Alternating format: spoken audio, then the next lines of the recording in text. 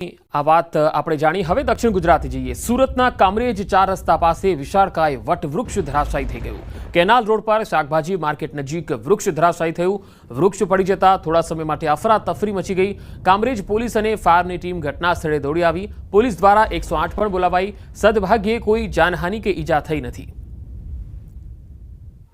તો સુરતના કામરેજનો આ બનાવ તસવીરોમાં તમે જોઈ શકો છો કે કેવી રીતે આ વૃક્ષ ધરાશાયી થાય છે। જો કે આ ઘટનામાં કોઈ જાનહાનિ થઈ નથી।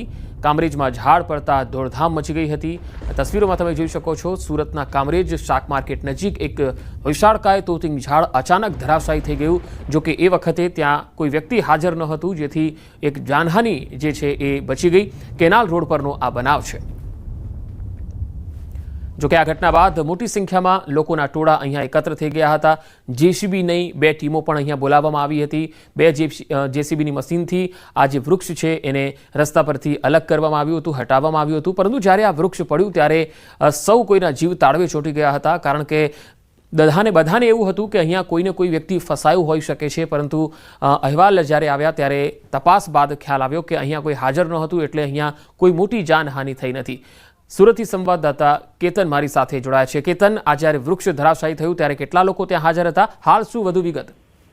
જી, ચોક્કસથી વાત કરું તો સુરત જિલ્લાના કામરેજ તાલુકાની અંદર બપોરના સમયે ભારે પવન જે ફૂંકાયો હતો, જે અંતર્ગત કેનાલ રોડ ઉપર વિસ્તાર કઈ વટ વૃક્ષ જે હતું એ ધરાશાયી થવા પામ્યું હતું। કેનાલ રોડ પર શાકભાજી માર્કેટ નજીક વૃક્ષ ધરાશાયી થતા અફરાતફરીનો માહોલ સર્જાયો હતો। પરંતુ મહત્વની વાત એ છે પંકજ કે આજે શાક માર્કેટ છે સાંજે 4 વાગે શરૂ થતું હોય, જે અંતર્ગત ત્યાં પબ્લિકની અવરજવર ઓછી હતી, જેના કારણે કોઈ જાનહાનિના અહેવાલ પ્રાપ્ત થયેલ નથી।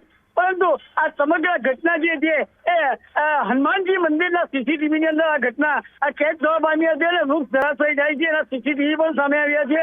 અને ખાસ કરીને આ વૃક્ષ ધરાશાયી થતાની સાથે જ જિલ્લા ફાયરની ટીમ તેમજ પોલીસ અને 108 ની ટીમ પણ ઘટનાનું નિરીક્ષણ કરવામાં આવ્યું હતું। તાત્કાલિક અસરથી જે ધરાશાયી જેનું વૃક્ષ હતું એને હટાવીને શાકભાજી માર્કેટ પૂર્વવત કરવામાં આવ્યું હતું। જી પંકજ। જી કેતન, આભાર માહિતી આપવા માટે।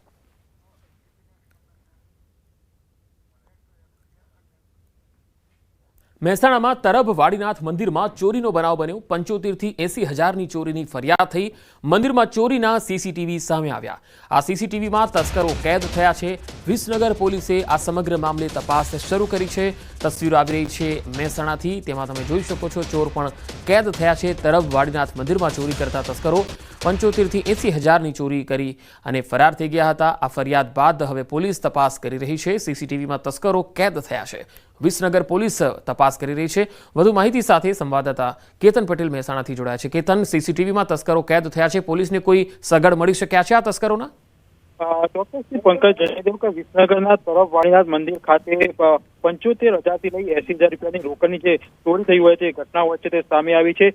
હાલમાં વિસનગર તાલુકા પોલીસ મથકે સમગ્ર જે ઘટના હોય છે તેને લઈ જે તપાસ હોય છે તે તપાસ શરૂ કરી છે। લાકડાની દાન પેટીમાંથી રોકડ રકમની ચોરી હોય છે તેને લઈ હાલમાં જે ફરિયાદ હોય છે તે ફરિયાદ થઈ છે। સમગ્ર જે ઘટના હોય છે તેના જે સીસીટીવી હોય છે તે સામે આવે છે। પોલીસ દ્વારા સમગ્ર સીસીટીવી અને અન્ય જે વિગતોને લઈ હાલમાં જે વધુ તપાસ હોય છે હાથ ધરી છે।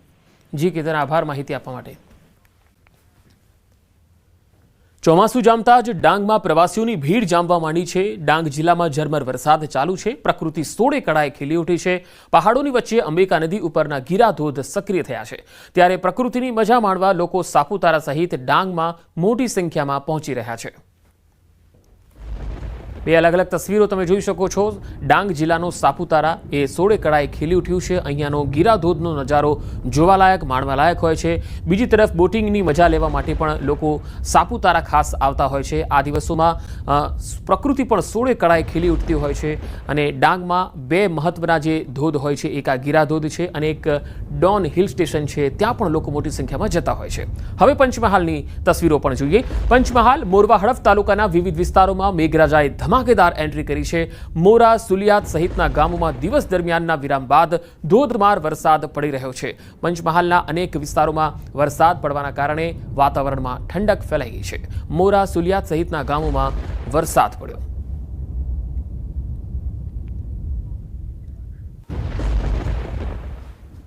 અમદાવાદમાં ચોમાસું આવતા જ તંત્રની પોલ ખુલ્લી પડી જતી હોય છે। ગોતાથી જગતપુર વચ્ચે ખાડાનું સામ્રાજ્ય જોવા મળ્યું। ગોદરેજ ગાર્ડન સિટીથી સેન્ટર પોઈન્ટ સુધીનો આખા રોડ પર ખાડા જ ખાડા દેખાય છે. આ તસવીરો જુઓ તમે.